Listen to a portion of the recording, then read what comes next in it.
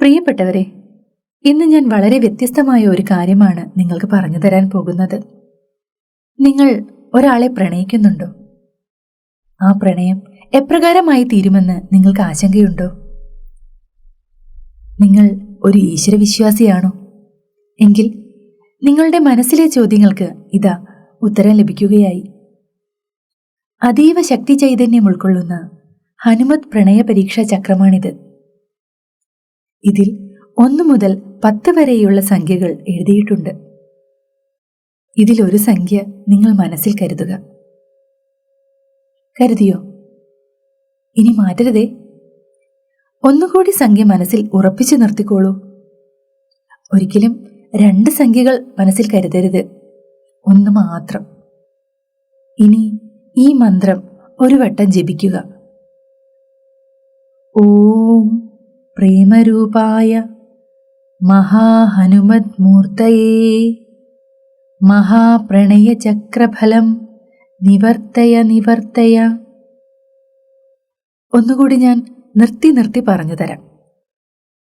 ഓം പ്രേമരൂപായ മഹാഹനുമത് മൂർത്തയേ മഹാപ്രണയ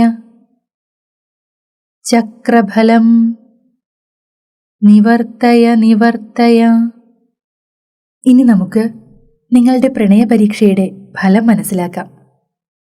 നോക്കൂ, ഇതൊരു കുട്ടിക്കളിയല്ല. ഒരിക്കൽ ഈ ചക്രം ഒരാവശ്യത്തിനായി ഉപയോഗിച്ചു കഴിഞ്ഞാൽ പിന്നീട് 30 ദിവസത്തിന് ശേഷം മാത്രമേ ഇത് നിങ്ങളുടെ ആവശ്യത്തിനായിട്ട് ഉപയോഗിക്കാവൂ.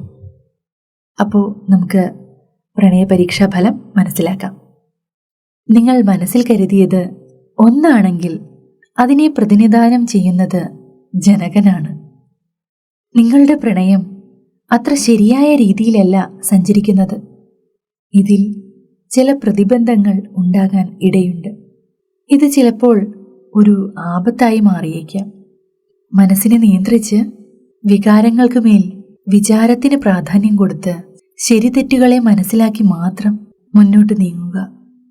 നിങ്ങൾ മനസ്സിൽ കരുതിയത് 2 ആണെങ്കിൽ ഇതിനെ പ്രതിനിധാനം ചെയ്യുന്നത് അംഗീരനാണ്. നിങ്ങളുടെ ഈ പ്രണയം മൂലം അനവധി വിപത്തുകൾ ഉണ്ടായി വരാൻ സാധ്യതയുണ്ട്. പരസ്പരമുള്ള വാശി ഒഴിവാക്കുക. അങ്ങനെ ചെയ്തില്ലെങ്കിൽ പ്രണയം പരാജയപ്പെടാൻ സാധ്യതയുണ്ട്.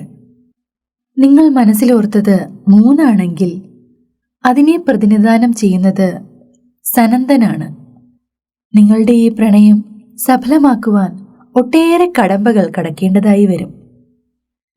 നിങ്ങൾ മനസ്സിൽ കരുതിയത് 4 ആണെങ്കിൽ അതിനെ പ്രതിനിധാനം ചെയ്യുന്നത് ദുർവസനാണ്. എത്ര വലിയ എതിർപ്പുകളെയും ദുരവസ്ഥകളെയും തരണം ചെയ്യുവാൻ നിങ്ങൾക്ക് കഴിയുന്നതാണ്.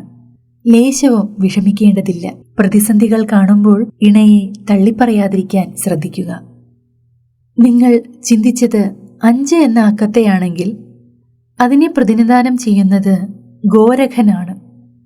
നിങ്ങൾക്ക് ധൈര്യമില്ലെങ്കിൽ ഈ പ്രണയവുമായി മുന്നോട്ട് പോകേണ്ടതില്ല. കുറേയധികം കഷ്ടപ്പാടുകൾ ഇതിന്റെ പേരിൽ വന്നു ചേരുന്നതാണ്.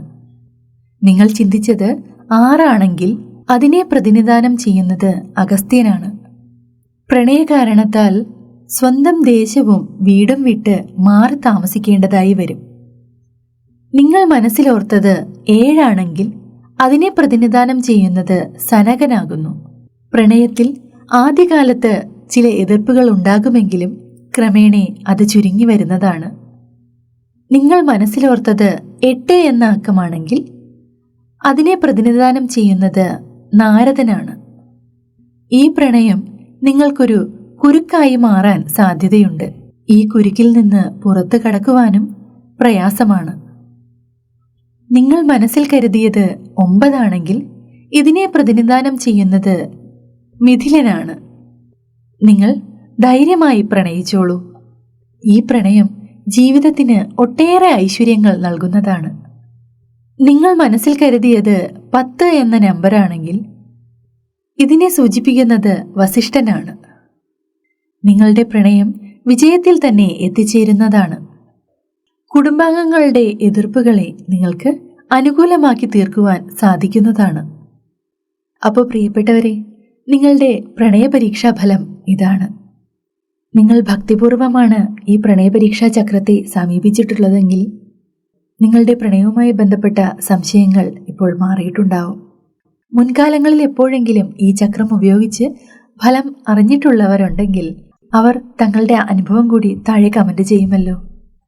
അപ്പോൾ ഇതൊരു പുതിയ ചാനലാണ്. നിങ്ങളുടെ സപ്പോർട്ട് വളരെയധികം അത്യാവശ്യമാണ്. ജ്യോതിഷ, ആചാര, താന്ത്രിക, മാന്ത്രിക കാര്യങ്ങൾ ചർച്ച ചെയ്യുന്ന ഒരു ചാനലാണിത്.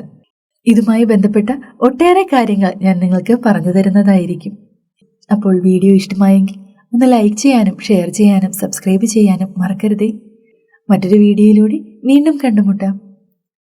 ജയ് ഹനുമാൻ, ജയ് ശ്രീറാം. നമസ്തേ.